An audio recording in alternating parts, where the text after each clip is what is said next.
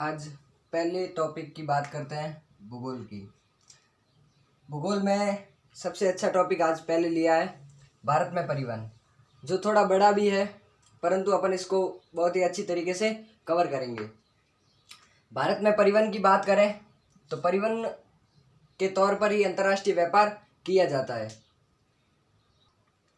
परिवहन को ही अंतर्राष्ट्रीय व्यापार का एक रूप दिया गया है कि अंतर्राष्ट्रीय व्यापार करने का एक माध्यम होता है परिवहन। परिवहन को अपन 3 भागों में बांटेंगे, वायु, जल और स्थल। स्थल में सीमावर्ती जो देश होते हैं उनके साथ स्थल के द्वारा भी व्यापार किया जाता है, या एक देश में आंतरिक जो व्यापार किया जाता है वो स्थल व्यापार के द्वारा किया जाएगा। जल में अपन बात करेंगे तो जल व्यापार एक तो सरल होता है तथा एक कम खर्चीला जो परिवहन होगा वह जल परिवहन होगा। उसमें अपन अनेक सारे बंदरगाहों की बात करेंगे, राष्ट्रीय जलमार्गों की बात करेंगे, सेतु समुद्र परियोजना, सागरमाला। आगे बात करते हैं वायु परिवहन। वायु परिवहन थोड़ा महंगा होता है और कौन कौन सी भारतीय सरकार की संस्थाओं के द्वारा ये इसको चलाया जा रहा है। मैं एक शॉर्ट रूप में बता दूं कि वायु परिवहन में एयर इंडिया अपन पढ़ेंगे, इंडियन एयरलाइंस पढ़ेंगे, पवन हंस हेलीकॉप्टर लिमिटेड पढ़ेंगे, NACIL पढ़ेंगे और भारतीय विमानपत्तन प्राधिकरण AAI को अपन पढ़ेंगे। NACIL national aviation company of India limited कहा जाता है। उसके बारे में अपन इनके बारे में सब विस्तृत रूप में अपन चर्चा करेंगे। आगे जल परिवहन। जल परिवहन में बंदरगाह की बात करेंगे, जो 12 या 13 जो इम्पोर्टेंट बंदरगाह है उनके बारे में चर्चा करेंगे, प्लस जो छोटे छोटे बंदरगाह हैं उनके बारे में भी बात करेंगे, जो बड़े बंदरगाहों की सहायकता के रूप में कार्य करते हैं। राष्ट्रीय जलमार्ग, सेतु समुद्रम परियोजना, सागरमाला परियोजना, इनकी अपन बात करेंगे। स्थल में भी 3 प्रकार के परिवहन पाए जाते हैं, रेल मार्ग या रेल परिवहन, सड़क परिवहन और पाइपलाइन परिवहन। पाइपलाइन में और सड़क में अपन रेल परिवहन अपन पूरा पढ़ेंगे। सड़क में स्वर्णिम चतुर्भुज जो योजना है 4 मुख्य राज्यों को जोड़ती है।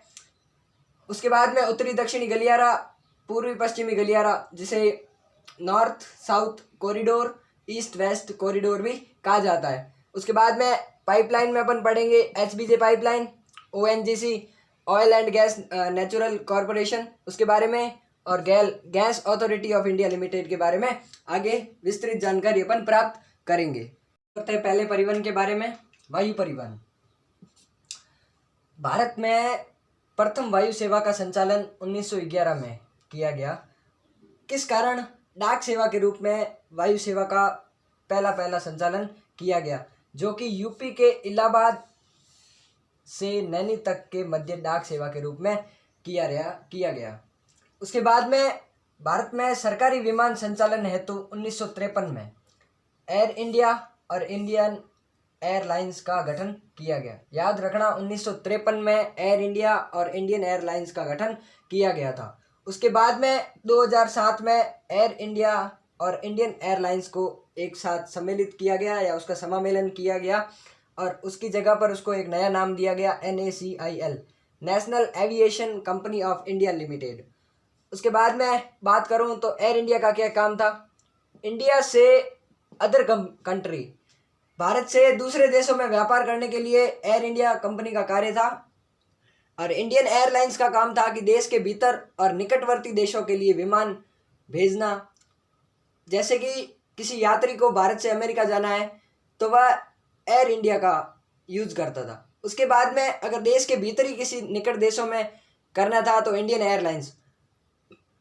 जब एयर इंडिया और इंडियन एयरलाइंस 2007 में समामेलन किया गया तो NACL का कार्य इन दोनों का कार्य NACL ने संभाल लिया। NACL के बारे में थोड़ी सी जानकारी दे दूं कि NACL के ऊपर जो प्रतीक चिन्ह है वह उड़ीसा के कोणार्क के सूर्य मंदिर के रथ के पहिए को अपनाया गया है। जो सूर्य मंदिर जो ध्वज था उसके इस पहिए में एक उड़ते हुए हंस को दर्शाया गया है, और इसका रंग ऑरेंज है। जैसे कि सूर्य देवता का ध्वज होता है या सूर्य देवता का प्रतीक ऑरेंज कलर में होता है, तो याद रखना कि इस उड़ते हुए हंस और पहिए के अंदर उड़ते हुए हंस का कलर कैसा है, ऑरेंज। आगे बात करूं मैं पवन हंस हेलीकॉप्टर लिमिटेड। मैं इसको एक नॉर्मली तरीके में बता रहा हूं आपको, मतलब आपका बेस क्लियर कर रहा हूं। इतना ज़्यादा डीपली अभी तक नहीं जा रहा हूं, डीपली जाएंगे अपन, पर आपका बेस तैयार हो जाए उसके बाद में। पवन हंस हेलीकॉप्टर लिमिटेड यह सरकारी हेलीकॉप्टर कंपनी है। उसके बाद में इसका कार्य भारत में पहाड़ी दुर्गम क्षेत्रों में सेवाएं प्रदान करना है।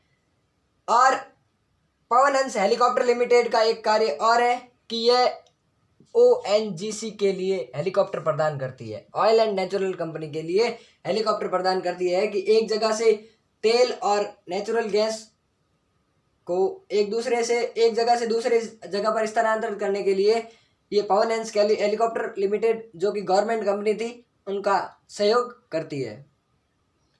अब वायु परिवहन में अंत में भारतीय विमान प्राधिकरण AAL airport authority of India की बारी आती है। ये अंत है इसका वायु परिवहन का। उससे पहले अपन air India, air Indian lines, NACIL, Pawan Hans helicopter limited पढ़ चुके हैं। और ये 5वां भाग है भारतीय विमानपत्तन प्राधिकरण, जो कि वायु परिवहन का अंतिम चरण है। उसके आगे देखते हैं कि इसका कार्य क्या है।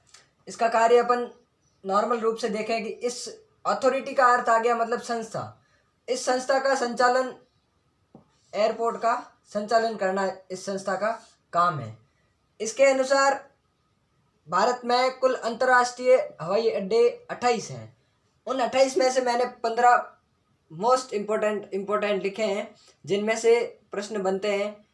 जैसे नॉर्मल कंपटीशन एग्जाम में इनके बारे में प्रश्न बन जाते हैं।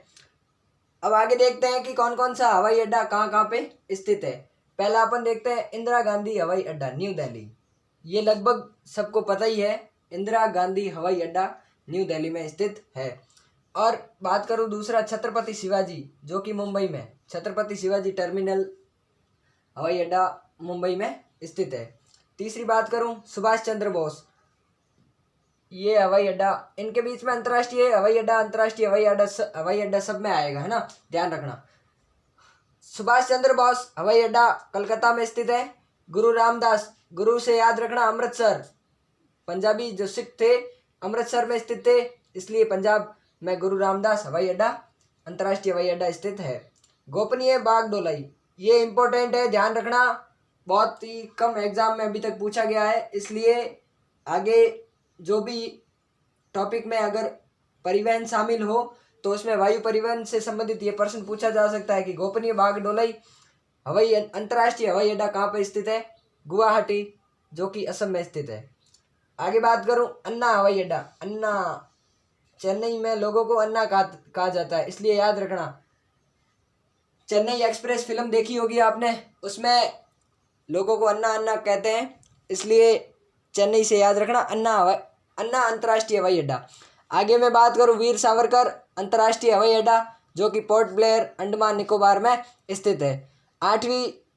आठवें वायु परिवहन में हवाई अड्डे की बात करूं, वल्लभ भाई पटेल, सरदार वल्लभ भाई पटेल, जो कि अहमदाबाद में अभी उनकी एक स्टैचू ऑफ यूनिटी मूर्ति लगी है, तो उससे याद रखना कि अहमदाबाद गुजरात में, हवाई अड्डा भी वहीं है। 9वें की बात करूं लाल बहादुर शास्त्री, वाराणसी यूपी, लाल बहादुर शास्त्री अंतर्राष्ट्रीय हवाई अड्डा, जो कि वाराणसी में, और वाराणसी कहाँ पे, यूपी में। 10वां बात करूं BR अम्बेडकर अंतर्राष्ट्रीय हवाई अड्डा, जो कि नागपुर महाराष्ट्र में स्थित है। चौधरी चरण सिंह अंतर्राष्ट्रीय हवाई अड्डा लखनऊ में स्थित है, वो भी यूपी में है।